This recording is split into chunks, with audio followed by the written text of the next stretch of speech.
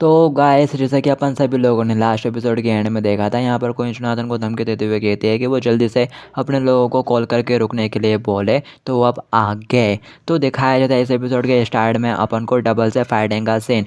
यहाँ पर वो जैक अपने कपड़े फाड़ देता है, अपना सूट फाड़ देता है और एकदम गोरिल्ला की तरह चिल्ला रहा होता है। ये देखकर सभी लोग एकदम घबरा जाते हैं, खासकर हुआंग। दिखाया जाता है अब यहाँ पर गोरिल्ला वर्सेस उन सबकी फाइट होने वाली होती है। वो बहुत तेजी के साथ आगे बढ़ते हैं उनको ऊपर अटैक करने के लिए। हुआंग तो डर के मारे जिंगू के पीछे छुप जाते हैं, जब किसी ने चिल्लाते हुए कहती है तैयार हो जाओ, वो आ रहा है। तो ये दोनों भी तैयार हो जाते हैं उसके साथ फाइट करने के लिए कि तभी जुनू आगे बढ़ता है और उस बंदे का पाँव पकड़ लेता है और रोते हुए उसे मारना स्टार्ट कर देता है। सोम्य दरवाजे पे खड़े होकर रोते हुए कह रही होती है हमारे ब्रदर को परेशान मत करो, और फिर साथ ही और जोर जोर से रोते हुए के बोलती है सोम मैंने देखा कि तुम किस तरह से मेरे ब्रदर और डडल को परेशान कर रहे हो। और जुनू तो उसको मारना ही शुरू कर देता है रोते हुए, कह रहा होता है मैं तुम्हें पीट दूंगा अगर तुमने मेरे ब्रदर को परेशान करा। सोम रोते हुए कहती है अगर तुम लोग रुके नहीं तो मैं पुलिस को कॉल लगा दूंगी। हमें सिखाया है किंडरगार्टन में कि कैसे 112 के ऊपर कॉल करना है। दिखाया जाता है चूंकि फटाक से तेजी के साथ आगे बढ़ता है और जुनू को जेफ से दूर कर लेता है और खुद से चिपका लेता है और कह होता है शांत हो जाओ। और डडल भी जाकर सोम को शांत कराती है। सोम जिंगो जेफ की तरफ देखते हुए गुस्से के साथ कहता है मैं तुम्हें पहले ही बता दूंगा अगर तुमने मेरे छोटे भाई और बहन के साथ कुछ भी करने की कोशिश की तो फिर मैं तुम्हें मार डालूंगा। जेफ काफी ज्यादा घबरा जाता है सोंग जिंगो की धमकी से नहीं बल्कि उन दोनों बच्चों को इतनी बुरी तरह से रोते हुए, और वो कुछ नहीं कहता, चुपचाप अपने गर्दन नीचे झुका लेता है। और फिर वो बंदा जो नीचे पड़ा हुआ था उसका फोन बजना शुरू होता है तो वो जेब में हाथ डाल के कॉल उठाता है। जोनाथन चलाते हुए कहता है आखिर वहाँ पर क्या बकवास हो रही है, आखिर जेफ मेरा कॉल क्यों नहीं उठा रहा। वो बंदा बताता है जोनाथन अभी जेफ फाइट के बीच में है और लगभग खत्म ही होने वाली है फाइट। जेफ चलाते हुए कहता है उससे बोल के मेरी बात ध्यान से सुने कि वो सोंग जिंगू की हड्डियों को तोड़ डाले और उसे हॉस्टेज बना ले। ये सुनते से कोइन उसमें खतरनाक एक दे मारती है और वो जो जेफ था वो बस चुपचाप खड़ा हुआ रहता है। वो बंदा कहता है जोनाथन आखिर तुमने सडनली बात करना क्यों बंद कर दिया। और साथ ही वो जेफ से कहता है जेफ जोनाथन ने बोला है कि अपन को इस बंदे को पकड़ना है। जेफ सर हिलाते हुए मना कर देता है, कहता है नहीं अब मैं रुक रहा हूँ। वो बंदा बोलता है आगे तुम्हें क्या बोल रहे हो, ये जोनाथन का ऑर्डर है। लेकिन जेफ साफ मना कर देता है, कहता है मैं नहीं करने वाला, मैं जा रहा हूँ। और फिर वो बंदा वहाँ से चल देता है और वो बंदा भी डायमंड बोलता हुआ उसके पीछे पीछे जाने लगता है। पर वो जाने से पहले कहता है मिस्टर सोंग मेरा तुम्हारे साथ कोई भी बिजनेस नहीं है, अगर बच्चे डर गए हो तो I am sorry. Song Xingu उसकी बात को सुनकर थोड़ा हैरान हो जाता है। तभी वो बंदा उसकी बात को एक्सप्लेन करता हुआ कहता है वो कह रहा है कि उसका तुम्हारे साथ कोई भी बिजनेस नहीं है, ऐसा नहीं है कि वो तुम्हें हेड करता है और वो तुम्हें बिल्कुल भी हेड नहीं करता है। और अगर उसकी वजह से बच्चे डर गए हो तो वो सॉरी बोल रहा है। और फिर हमें जोनाथन का सीन दिखाया जाता है, वो तो कोइन के खाने के बाद बेहोश हो चुका रहता है। मून कहती है इसका तो काम तमाम हो गया, इसने आखिर तक स्टूपिड ऑर्डर क्यों दिया, क्या ये मर गया। पार्क बोल रहा होता है कोइन सब कुछ ठीक हो जाएगा, सिक्योरिटी टीम किसी वक्त वहाँ पर पहुँचती होगी। कि तभी कोइन का फोन रिंग होने लगता है। मून कहती है किसका फोन है, क्या उसी बोने का। और सच में डडल का ही फोन आ रहा होता है। कोइन फोन उठाती है तो डडल बोलती है मैंने तुमको इसलिए फ़ोन करा क्योंकि जस्ट बिकॉज तुम बहुत ज़्यादा क्यूरियस होगी जानने के लिए। क्यों तो मैं तुम्हारी इन्फॉर्मेशन के लिए बता दूं, मैंने यहाँ पर बहुत सारा कचरा साफ कर दिया है जो कि तुमने सोंग जिंगू के लिए फैलाया था और तुम्हें समझ में आ चुका होगा। अगर तुम उसके आसपास नहीं रहोगे तो कितना अच्छा होगा। तो प्लीज़ उसके लिए मुसीबतें पैदा करना बंद करो और उससे जितना हो सके दूर रहो। और साथ ही वो कॉल कट कर देती है। मून कहती है क्या कहा उसने, क्या वो जीत गए हैं आखिर उसने कहा गया है। जबकि कोइन कुछ नहीं कहती, बस बहुत ज़्यादा दुखी नजर आ रही होती है।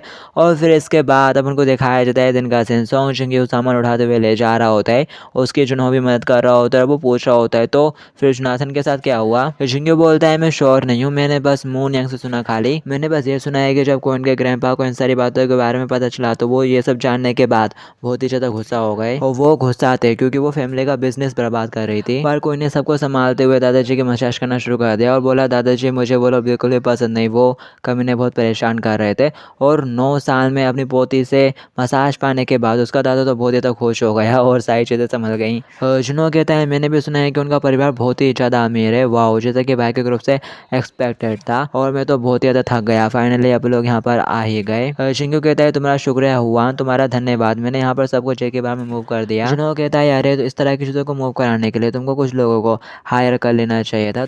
आखिर तुम इस तरह की चीज़ों पर पैसे बचाने की कोशिश क्यों कर रहे हो, तुम एक घर या कुछ और बनाने की कोशिश कर रहे हो क्या। जिंगू कहता है ऐसा इसलिए हुआ क्योंकि बेकरेट वायलर टूट गया था और मैं ऐसा करना तो चाहता था लेकिन फिर मुझे ऐसा लगा जैसे मैं पैसे बर्बाद कर रहा हूँ। और वैसे हैंसंग ने कहा कि वो बाद में मदद करने के लिए अपने दोस्तों के साथ आएगा। मिस्टर जगडू ने कहा कि वो जानता है कि ये काम कैसे करना है, इसलिए हमें बस वही चीज़ें खरीदनी थी जिनकी हमें ज़रूरत थी। वहाँ अपनी कमर को सीधा करते हुए कहता है वैसे खाना खरीदना और ज़्यादा एक्सपेंसिव होता है। ओह मेरी पीठ। और फिर साथ ही तभी वो आसमान की तरफ देखता है, उसे एक स्लोली स्लोली उड़ता हुआ हेलीकॉप्टर नजर आता है। तो वो कह रहा होता है आखिर ये हेलीकॉप्टर तुम्हारे एरिया में तो स्लो स्लो उड़ते हुए क्यों जा रहा है। तो जिंगू कहता है शायद ये इंसेंग होगा। हुआन कह रहा होता है ऐसा लगता है कि उस हेलीकॉप्टर से कुछ गिरने वाला है। और फिर साथ ही एक पर्चा निकलता है उस हेलीकॉप्टर से। जिंगू तुम्हारे बिल पे करने का टाइम आ गया, ऐसा उस पर्चे के ऊपर लिखा हुआ रहता है। ये देखे हुआन कहता है व्हाट द हेल, ये क्या बकवास है। जिंगू कहता है ये हमारा हाउस ओनर है। और फिर दिखाया जाता है यहाँ पर जिंगू के घर पर जगडू और इंसान आ जाते हैं। यहाँ पर जगडू जिंगू के घर पर मिस्त्री का काम करता है, ऐसे कर देता है जिसके लिए जिंगू सामान लाया था वो बना देता है उसके लिए। जिंगू देख रहा होता है, कह रहा होता है वाह तुम तो इसमें काफ़ी ज़्यादा अच्छे लग रहे हो जगडू।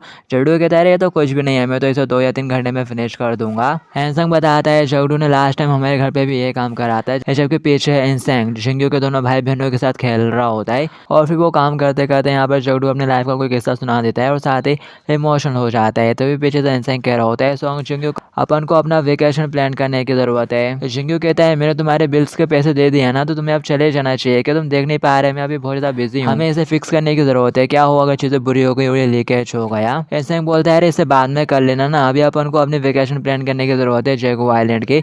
सॉन्ग जिंगू कहता है ये हमारी फैमिली के लिए बहुत ही ज़्यादा इंपॉर्टेंट है, तो आगे तुम ऐसी बातें कैसे कर सकते हो। हाँ तुम तो हाउस ओनर हो, तुम्हें इनसाइड तुम्हें हमारी हेल्प करनी चाहिए, लेकिन ज़रा देखो तुम तो कुछ हेल्प भी नहीं करो इसको रिपेयर करने में, और ऊपर से इस तरह की बातें भी कह रहे हो। यह सुनने के बाद इंसेंग अपने बटलर से बोलता है क्या हाउस ओनर को ऐसी चीज़ों का ध्यान रखना पड़ता है क्या अपने घर में। बटलर कहता है घर की उम्र बढ़ने की वजह से उत्पन्न होने वाली समस्याओं को ठीक करना घर के मालिक का कर्तव्य होता है यंग मास्टर। यह सुनने के बाद इंसेंग कहता है ठीक है मैं इस काम के लिए बाद में अपनी तरफ से कुछ एक्सपर्ट्स बुला लूंगा, ठीक है, लेकिन अब अपन लोगों को हमारा प्लान और ट्रैवल शेड्यूल करने की ज़रूरत है। सॉन्ग जिंगू कहता है कोई बात नहीं, हम इसे खुद ठीक कर लेंगे। मैं तुम्हारे साथ जैगो आइलैंड के ट्रिप पर जाऊंगा क्योंकि कार वॉश का तो रिकंस्ट्रक्शन किया जा रहा है, लेकिन हमारे पास अभी भी 1 महीना है। और फिर साथ ही सॉन्ग जिंगू कहता है ज़रा रुको कि आप लोग प्लेन से जाने वाले हैं तो फिर तो पासपोर्ट की भी ज़रूरत होगी और हमारे पास तो ये है ही नहीं। यह सुनते सिवो का भी चौंक जाता है, कह रहा होता है पासपोर्ट जैगो आइलैंड पर जाने के लिए, आगे तुम्हें कैसी बातें कर रहे हो जिंगू। तभी जगडू बोलता है अरे हाँ मैंने सुना है कि हवाई जहाज़ पर टॉयलेट करने जाने के लिए भी तुमको पेमेंट करनी पड़ती है, पैसे देने पड़ते हैं, क्या ये सच है। जिंगू भी चौंक जाता है, कह रहा होता है क्या वाकई में क्या हवाई जहाज़ में टॉयलेट भी होता है। तभी इंसान चिल्लाता हुआ कहता है आखिर तुम्हें कैसी बातें कर रहे हो, क्या तुमने कभी भी प्लेन के अंदर चढ़ने से पहले जूते उतारने के बारे में सुना है। हाँ सॉन्ग जिंगू कहता है अरे मैं तो इतना जानते ही हूँ इंसान, बिना कोई डाउट प्लेन में चढ़ने से पहले अपन को जूते उतारने चाहिए। जगडू भी कह रहा होता है हाँ यही तो मानक शिष्टाचार है। इंसान कहता है ठीक है यार ये तुम्हारी चॉइस है, तुम प्लेन में टॉयलेट का यूज़ करने के लिए पेमेंट करना चाहो या फिर अपने जूते उतार के अंदर घुसना चाहो। वैसे भी आप लोग एक प्राइवेट जेट में जाने वाले हैं। और फिर साथ ही वो अपने बटलर से बोल देता है कि प्लेन के अंदर एक वीटेक इंस्टॉल करवा देना, सॉन्ग जिंगू प्लेन के अंदर पोटी करेगा। वो कहता है हाँ यंग मास्टर। सॉन्ग जिंगू कहता है बच्चों की देखभाल करने के लिए मैं वाकई में तुम्हारा काफ़ी ज़्यादा थैंकफुल हूँ, लेकिन मुझे लगता है कि मुझे जाने की कोई ज़रूरत नहीं है, बच्चे जा रहे हो शायद तब भी मैं नहीं जाऊँ। तभी इंसान उसे घुटनी मारते हुए कहता है कम ऑन सॉन्ग जिंगू यार अभी इस तरह से मत बोलो, तुम्हें भी चलना चाहिए जैगो आइलैंड पे, जरा सोचो यार इस बारे में। वहाँ पर एक रेस्टोरेंट भी है और एक बीच भी है, तुम समझ रहे हो ना मैं क्या कहना चाह रहा हूँ। वहाँ पर क्वीन भी होगी, ज़रा इमेजिन करो वो पानी के किनारे वो वहाँ पर बिकनी पहन के खेल रही होगी, और ऑफ कोर्स वहाँ पर मून यंग भी जाने वाली है, और वो कौन सा अपने ट्रेनिंग आउटफिट में जाएगी, वो भी कम्प्लीटली बिकनी में ही रहेगी और तुमको एक अलग ही नज़ारा देखने को मिलेगा। समझ रहे हो ना। सोचेंगे पूरा शर्मा जाता है, कह रहा होता है आखिर तुम मेरे को किस चीज़ के लिए लेकर जा रहे हो। इंसान बोलता है यहाँ तक कि मैंने डर्डल के बारे में भी सोच लिया है, मैंने उससे भी पूछा था और वो भी जाने वाली है, तो सुनने में कैसे लग रहा है सारी लड़कियाँ बिकनीज में होगी वहाँ पर। जगडू भी एक्साइटेड हो जाता है, कह रहा होता है बच्चे के प्लान में कोई जगह खाली है। तभी इंसान कहता है अरे हाँ तुम्हारी वो फ्रेंड जो कि डर्डल को फॉलो करती है और वो भी आ रही है, क्या नाम था उसका, जुंगजुंगजा, उसके बारे में भी तो इमेजिन करो। दिखाया जाता है उसको इमेजिन करने के बाद सब लोग एकदम घबरा जाते हैं, एकदम अजीब से रिएक्शन होते हैं उनके। और फिर दिखाया जाता है ऐसा कह रहा होता है तो अब बताओ इन सब के बारे में क्या ख्याल है, तुम जाना चाहते हो या नहीं जाना चाहते। जिंगू कहता है नहीं मैं तो यहाँ तक कि स्विम भी नहीं कर सकता। तभी जगडू कहता है बच्चे मैं तुम्हें से बोल रहा हूँ क्या कोई जगह खाली है प्लेन के अंदर। और फिर इसके बाद अपन को मून के घर का सीन दिखाया जाता है। आज यहाँ से क्वीन फाइनली अपने घर पे जाने वाली है, तो वो शुक्रिया कह रही होती है इतनी काइंडनेस के लिए। मून कहती है अब ये हुई ना बात, अब बहुत दिनों बाद मेरे को अपने रूम जैसा फील होने वाला है। जबकि क्वीन का पापा तो रोने लगता है, मून का पापा रोने लगता है, कह रहा होता है good bye my second daughter, जब भी तुम्हें घर से भागने का मन करे तो बेझिझक यहाँ पर आ जाना। और फिर क्वीन वहाँ से अपने गाड़ी में बैठकर चली जाती है। पार्क कह रहा होता है आपने शर्मैन से माफ़ी मांगकर और घर वापस जाने का अच्छा फैसला करा है, क्वीन बोलती है क्या वाकई में तुम्हें ऐसा लगता है? पार्क कहता है ऑफ कोर्स, आजकल चेयरमैन आपकी सारी बातें सुन रहे हैं। क्वीन बोलती है इस तरह की चीज़ें देना कोई बड़ी प्रॉब्लम नहीं है, अगर मैं एकदम क्यूट ऐड करती हूँ तो वो चीज़ों को ऐसे ही छोड़ देते हैं क्योंकि उनके लिए कुछ भी इम्पॉसिबल नहीं है। और फिर साथ ही क्वीन सोचती है लेकिन अगर मैंने उन्हें सोंग जिंग के बारे में बताया तो वो चीज़ों को इतनी आसानी से नहीं छोड़ते। कि तभी क्वीन को डडल नजर आ जाती है रेस्टोरेंट में बैठी हुई। वो कहते हैं मिस्टर पार्क जरा एक सेकंड के लिए रुको। वो कहता है ठीक है। और फिर नेक्स्ट सीन में दिखाया जाता है डडल बैठी हुई रहती है रेस्टोरेंट में और अलग ही तरह से ड्रिंक पी रही होती है। स्ट्रो को डालती है उसके अंदर भरती है और अपने मुंह में डाल देती है और वो फिर से ऐसा कर ही रही होती है कि तभी क्वीन यहाँ पर आ जाती है। कहती है आगे तुम्हें क्या कर रही हो? डल ढल ढल का पूरा ड्रिंक उसके मुंह पे गिर जाता है। क्वीन कहती है तुमको तो स्कूल में देखना भी मुश्किल है लेकिन इस वीकेंड में मैंने तुमको यहाँ देख लिया। डडल गुस्सा करते हुए कहती है यू लिटिल, मैं तो बस यहाँ पर अपने एक दोस्त से मिलने के लिए आई थी तो क्या हुआ? तो चलो चीज़ों को क्लियर करते हैं। मुझे स्कूल में देखना मुश्किल नहीं होता है बल्कि तुम जानबूझकर मुझे बस अवॉइड करती रहती हो। क्वीन बोलती है मैं यहाँ पर बैठ रही हूँ जबकि डडल अपनी बातें करने में लगी हुई रहती है। कहती है तुमने मुझसे जानबूझकर दूरी बना ली है क्योंकि तुम बहुत ज़्यादा गुस्से में हो और उस घटना के बाद तुम्हें दोषी महसूस हो रहा है। और फिर साथ ही डडल क्वीन के मजे लेने की कोशिश करते हुए बोलती है तो एक लूजर की तरह होने के बाद कैसा फील हो रहा है? अब क्या तुम इस बात को यहाँ पर एडमिट करने वाली हो? क्वीन बोलती है उस एक्सीडेंट के बाद इस वीक में मैंने उसके बारे में काफ़ी सोचा और मुझे लगता है कि तुम सही हो। ये सुनते से डडल जोरों से हंसना शुरू कर देती है और कहती है ऑफ कोर्स यार, तुम सोंग जिंग के लिए बिल्कुल भी अच्छी नहीं हो। तुम जो भी काम करती हो उससे बस मुसीबतें ही पैदा होती हैं और तुम्हें मेरी वजह से दुश्मन बनने की कोई ज़रूरत नहीं है, बस दोस्त बनकर भी रह सकती हो, समझ गई? क्वीन कहती है हाँ, और उस झमेले को बिना ज़्यादा बड़ा किए साफ करने के लिए तुम्हारा शुक्रिया। और मैंने सोंग जिंगू के बारे में भी बहुत कुछ सोचा है, मेरे जिंगू को पसंद करने और तुमको ये बताने के बारे में। और वो सभी फीलिंग्स मेरे लिए अजीब थी और मैंने गलत डिसीजन लिए, गलत जजमेंट किए। डडल हंसते हुए कहती है तुम बस एक नॉर्मल पर्सन के दिल के साथ खेल रही हो राजकुमारी, पर ऐसा लगता है कि अब तुम होश में आ गई हो। क्वीन बोलती है मैं नहीं जानती कि चीज़ें इस पॉइंट तक कैसे पहुँच गई, लेकिन मैं एक चीज़ के बारे में श्योर हूँ, ये वॉर पहले ही शुरू हो चुकी है और नुकसान पहले ही हो चुका है। अब जबकि अब लोग इतने दूर तक आ चुके हैं तो मैं बिल्कुल भी हार नहीं मानने वाली।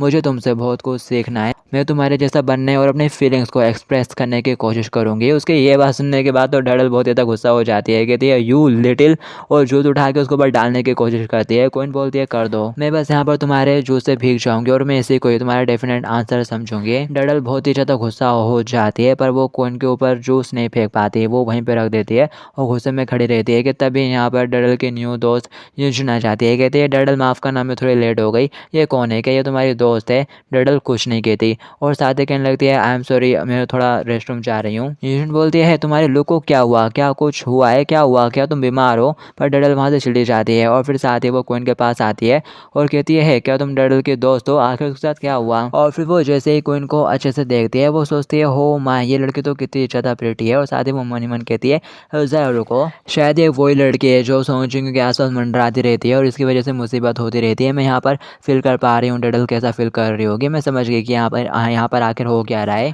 अगर ये लव में डडल के राइवल है तो एक साथी और फ्रेंड के तौर पर मुझे ये फिक्स करने की ज़रूरत है। और साथ ही वो अपने पास से लाइटर निकालते हुए क्वीन की तरफ फेंक देती है और कहती है हे ऐसे क्या देख रही है, मेरी सिगरेट जला। और फिर इसके बाद हमें सोंग जिंगू के घर का सीन दिखाया जाता है। सोंग जिंगू के घर पे थोड़ा कंस्ट्रक्शन का काम है ना, और इंसेंग ने बोला था कि वो उसकी हेल्प करेगा, तो दिखाया जाता है यहाँ पर बटलर ने उसके कंपनीज के बड़े बड़े इंजीनियर लोगों को बुला लिया होता है, इंजीनियर डॉक्टर एक्सपर्ट्स को बुला रहा होता है और वो बता रहा होता है कि हमारी कंपनी के कितने ज़्यादा इंपॉर्टेंट पर्सन हैं। और ये देखकर वो तीनों एकदम हैरान रह जाते हैं भाई।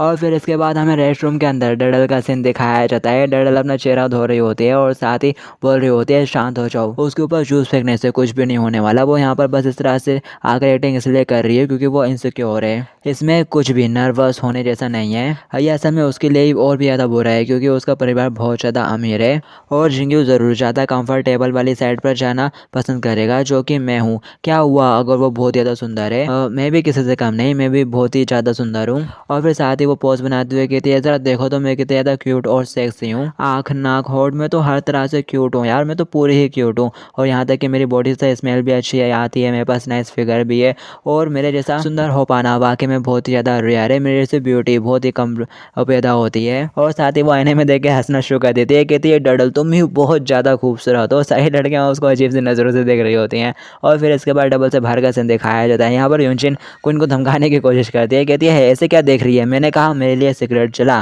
क्वीन बोलती है वैसे मुझे लगता है कि इस एरिया में स्मोक पीना मना है। यूजिन गुस्सा हो जाती है, कहती है जरा देखो तो इस लिटिल चुया को कैसे शब्द निकल रहे हैं मुँह से, और साथ ही वो खुद उठा के सिगरेट जलाने लगती है। कह रही होती है यू विच, तुम ही वो लड़की हो ना जिसके बारे में डडल बात कर रही थी। डडल के पीछे बहुत सारे लोगों का सपोर्ट है, तो इसलिए तुम्हारे लिए ये बेटर होगा कि रास्ते में ना आओ और दूर ही रहो। समझ में आ रहा है मैं क्या कह रही हूँ? नहीं तो मैं तेरी कमर तोड़ डालूंगी। क्वीन बोलती है मुझे नहीं लगता कि इस मैटर से तुम्हारा कुछ लेना देना भी है। यूजिन गुस्सा हो जाती है और टेबल पर ही चढ़ जाती है। कह रही होती है यू लिटिल, मैं ये सिगरेट तेरी आंखों में मार दूंगी। और यूजिन यहाँ पर क्वीन को और भी सारी बातें सुनाती है, क्वीन को भला बुरा बोलते रहते हैं। कहते हैं मैं तेरे से लड़कियों के इंटेंशन से अच्छी तरह से वाकिफ हूँ, और अगर तू मेरे दोस्त के रास्ते में आएगी तो तेरे टुकड़े हो जाएंगे। और वो सोच रही होती है मैं अच्छा कर रही हूँ, बस थोड़ा और कंटिन्यू करने की जरूरत है। कि तभी यहाँ पर वही लड़का आ जाता है जिसको यूजिन पसंद करती है, और वो उसको देखते से कहता है अरे यूजिन तुम यहाँ पर क्या कर रही हो? क्या तुम इस वीकेंड स्कूल गई थी? मुझे लगा कि तुम इस पड़ोस में नहीं रहती। जबकि यूजिन तो बहुत ही ज़्यादा घबरा जाती है। कह रही होती है अरे म्यूंग तुम यार, ये सिगरेट मेरी नहीं है, गलत मत सोचना मेरे बारे में। जबकि म्यूंग का छोटा भाई कहता है अरे तुम तो वही लड़की हो ना जो गाली देने में बहुत ही ज़्यादा अच्छी है, सचमुच तुम काफ़ी अच्छे टोट मारती हो। ये सुनते से यूजिन वहाँ से रोते हुए अपनी शक्ल छुपाते हुए भग जाती है। रोते हुए कह रही होती है मेरे को कुछ काम याद आ गया, मैं जा रही हूँ। और वो यहाँ से भग जाती है रोते हुए। कि तभी डडल निकल कर आ जाती है रेस्टरूम से और कह रही होती है अरे यूजिन कहाँ चली गई? म्यूंग का छोटा भाई उसको देते से कहता है अरे डडल तुम। बड़ा भाई भी कहने लगता है डडल क्या तुम अपनी दोस्त के साथ हो? डडल कहती है हाँ। छोटा लड़का कहता है चलो डडल अब लोग साथ में सोकर खेलेंगे, हम लोग ग्राउंड में ही जा रहे हैं। डडल थोड़ा हेजिटेट करते हुए कहती है हाँ ये मेरी दोस्त ही है। वो छोटा लड़का कहता है डडल मैंने सुना था कि तुमने मेरे भाई के साथ कॉफ़ी भी पी थी और खेला भी था, तो क्या हुआ तुम्हें? चलो ना आप लोग साथ में मिलकर सोकर खेलेंगे। ये सुनते से डडल पूरी शर्मा जाती है, फर्स्टेड हो जाती है। कहती है आखिर तुम्हारा खेलने से क्या मतलब है, ज़रा ज़बान संभाल के बात करो। और साथ ही वो तिरछी नजरों से क्वीन की तरफ देखते हुए कहती है आजकल के ये बच्चे भी ना कुछ भी बोल देते हैं। और साथ ही वो ऑब्जर्व कर रही होती है और सोचती है आखिर यहाँ पर किस तरह के एक्सप्रेशन देने में लगी हुई है। म्यूंग कहता है चलो यहाँ से चलते हैं। म्यूंग से डडल अभी अपने दोस्त के साथ है, अपन उसे परेशान नहीं करते।